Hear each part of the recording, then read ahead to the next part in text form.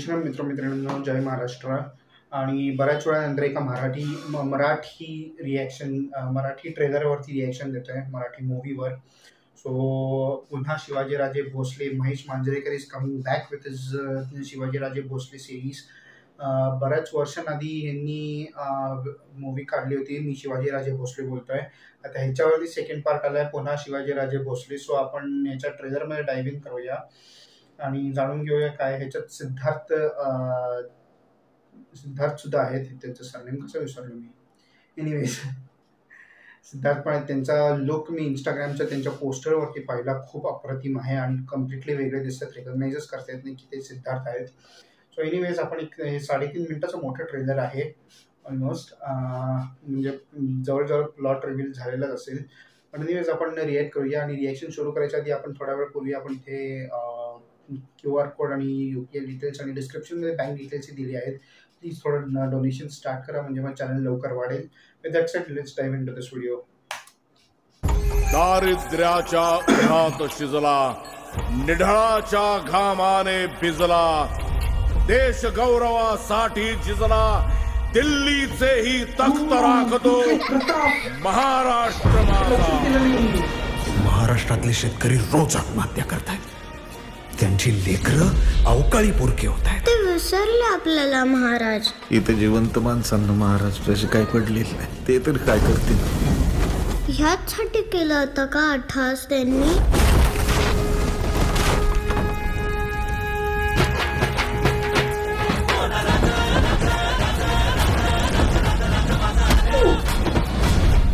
कोण आहेस तू? शिवाजी शिवाजी शहाजी शहाजी भोसले. स्वतःला काय छत्रपती समजतो? नुसतं समजत नाही. आहेच. वा वा वा. साठी हात जोडतो, नव मुघलांचे तात तोडतो. कोणी एकेकाळी बळीराजा म्हणायचे आम्हाला. भिकाऱ्यापेक्षा वाईट अवस्था आहे आमची. काय थेरड्या पायतानाच्या चमड्यासाठी आहे ना, लय जनावर मारत्या. जनावराच्या ऐवजी शेतकऱ्याचं कातडा वापरलं ना, अहो लय धंदा. शेतकऱ्यांच्या साथीनं आम्ही आमच्या स्वराज्याची गुढी उभारली. त्या शेतकऱ्यांची अशी अवस्था बघवत नाही तात्या.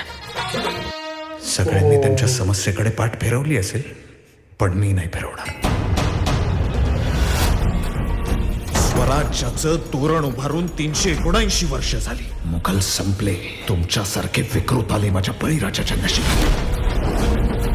4 पायांचा महादेवाचा खरा नंदी साधा बैल होऊन त्या शेतकऱ्याबरोबर एकर दर एकर राबतो, तेव्हा त्या बैलाचे सुद्धा डोळे पाजरतात जेव्हा आपल्या मालकाचा निष्प्राण देह झाडावरून काढून खळ्यात ठेवतात.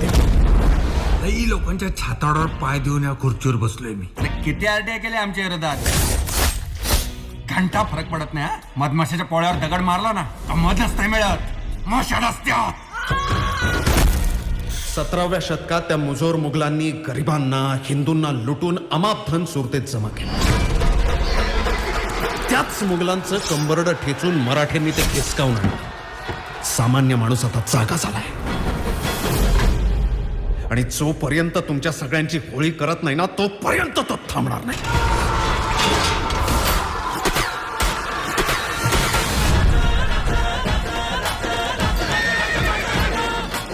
105 हुतात्म्यांच्या बलिदानानंतर मुंबई महाराष्ट्राला परत मिळवून दिली. आणि आज त्याच मुंबईत त्या कामगाराचं, त्या शेतकऱ्याचं अस्तित्व काय? तर हुतात्मा चौकात उभा असलेला एक दगडी पुतळा बास, एवढंच.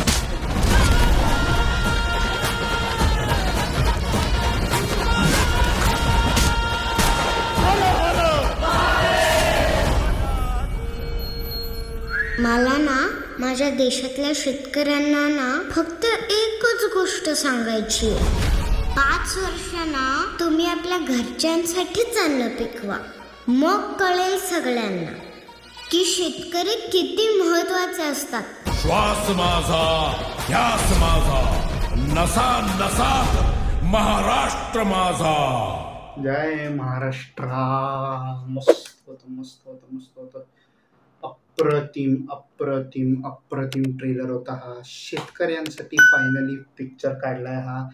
आणि शेतकऱ्यांचं महत्त्व जाणून घेण्याचा हा टॉपिक काढलाय. आय होप स्क्रीन्स मिळण्यात अजिबात स्ट्रगल होणार नाही. महेश मांजरेकरांनी फायनली समथिंग असा टॉपिक टच केलाय जे प्रत्येक भारतीय नागरिकासाठी सर्वात मोठा विषय आहे आणि ज्याच्यावरती सर्वात जास्त फोकस केला पाहिजे. कारण शेतकऱ्यांचं सुसाईड कमी झालं तरी थांबलेलं नाहीये. अजून बऱ्याच ठिकाणी असे अत्याचार होत आहेत शेतकऱ्यांवर जिथं ज्यांना थांबा मिळत नाहीये अत्याचारांपासून कंटिन्यू चालूच आहे काही ना काहीतरी करप्शन आणि हे आणि ते, आणि त्यांना पूर्ण पाहिजे तसं धनधान्य मिळत नाहीये. त्यांना धनलक्ष्मी पाहिजे तशी प्राप्त होत नाही. त्यांच्या स्वतःच्या घरच्यांना खाऊ पिऊ घालायला तर ते शेती करून बाकीच्या अख्ख्या देशाला पुरवतात. देशाच्या बाहेर सुद्धा एक्सपोर्ट होतात. बाय द वे आपलं शेतीचं जेवढं पीक आहे, कडधान्य असो, आपले ज्वारी बाजरी वगैरे सगळे हे जे बेसिक जे आपण देशाचे कणकण प्रत्येक भारतीयासाठी सर्वात कॉमन हे आहे फूड प्रोडक्ट आहे, ते बऱ्याच मोठ्या प्रमाणात बाहेर एक्सपोर्ट पण होतं. पण त्याचे प्रॉफिट्स व्यवस्थित शेतकऱ्याला मिळत नाहीत. आजही ही परिस्थिती अजूनही बऱ्याच स्टेट्समध्ये आहे आणि ह्याच्यावर जागृती निर्माण करायला हा चांगला मूव्ही काढलेला आहे आणि शेतकऱ्यांसाठी केलंच पाहिजे. अजून भरपूर काही काही केलं पाहिजे. आणि लास्टमध्ये लाईन एक मुलगी कोर्टात बोलली ते बरोबर आहे. शेतकऱ्यांनी शेत स्वतःसाठी पिकवायला सुरू केले आणि दुसऱ्यांना न देता तेव्हा प्रत्येक नागरिकाला कळेल की कसं होतं. हे वाक्य खूप जबरदस्त आहे. पण एक मायनस पॉईंट आहे की बरेच स्टार्स मरताना दाखले. आपले पृथ्वी प्रताप शेठ आहेत, हास्य जत्रामधले ते याच्यात आहेत, पण त्यांचं मरण लगेच हे आहे. हे असे ॲक्च्युली हा मुलीचा डायलॉग म्हणा, पृथ्वी प्रताप सारखा स्टार असो आणि काही काही अजून ॲक्टर्स जे दाखवले त्यांचं जर का रिव्हिलिंग जास्त केलं नसतं तर बरं झालं असतं. थोडं कमी करायला पाहिजे. थोडे काही प्लॉट्स सरप्राईज ठेवायलाच पाहिजे, सस्पेन्स ठेवायलाच पाहिजे की म्हणजे मग तिकडं थिएटरमध्ये गेल्यावर ॲक्च्युअली ऑडिबल गास्प होईल तो थिएटरमध्ये. रिॲक्शन्स जेव्हा रेकॉर्ड होतील मल्टिप्लेक्समध्ये ते it will be genuine more. So थोडंसं जरा ट्रेलरमध्ये रिव्हिलिंग कमी करायला पाहिजे. एनिवेज खूप सुंदर ट्रेलर होता. मला तर अतिशय आवडलाय. अप्रतिम होता. आणि कधी येणार आहे ते लिहिलं होतं 31 ऑक्टोबर आता येईल. पुढच्या आठवड्यात येतं. मी तर काय बघू नाही शकणार आहे. जरा हॉस्पिटलमध्ये आल्यावर माझं ज्यांनी हेल्थ अपडेटवरती व्हिडिओ बघितलेला आहे त्यांना तर माहीतच आहे काय अवस्थेतून गेलं. त्यामुळे मला जरा अवघड आहे. पण मी नक्कीच OTTवरती आल्यावर नक्कीच बघीन. यावेळेस मल्टिप्लेक्समध्ये नाही जमणार जायला.